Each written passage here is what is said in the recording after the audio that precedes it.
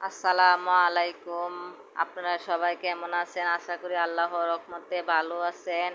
আজকে আমি আপনাদেরকে মুরব্বা বানানোর রেসিপি নিয়ে আসলাম। দেখেন, প্রথমে গাছ থেকে আমি আম পেড়ে আনলাম, আমাদের নিজের গাছের আম। দেখেন, আমের কালারটা অনেক সুন্দর। আম কিন্তু সবারই পছন্দ, প্রিয়।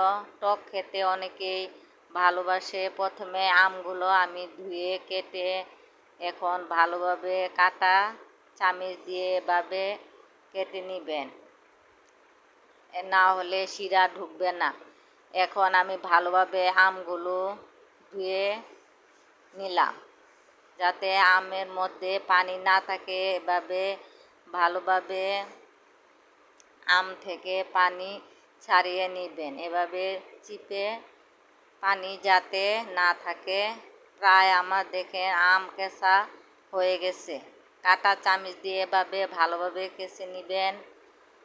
মুরব্বা কিন্তু অনেক স্বাদ, অনেক মজাদার, খেতে অনেক ভারী মজা। দেখেন, এখন আমি পাশাপাশি কারেন্টের চুলা থেকে আমি বসিয়ে দিলাম পাতিল।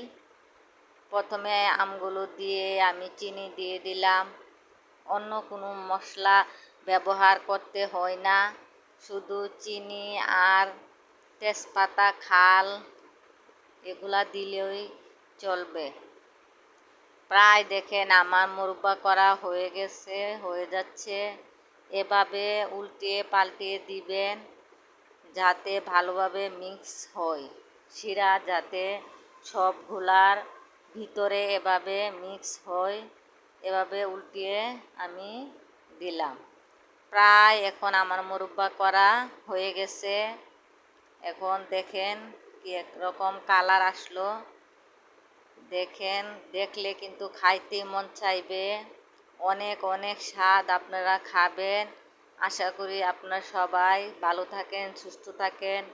বেশি বেশি করে আমাকে সাবস্ক্রাইব করবেন, যাতে আপনারা ভালোবাসা পেয়ে আমি এগিয়ে যেতে পারি।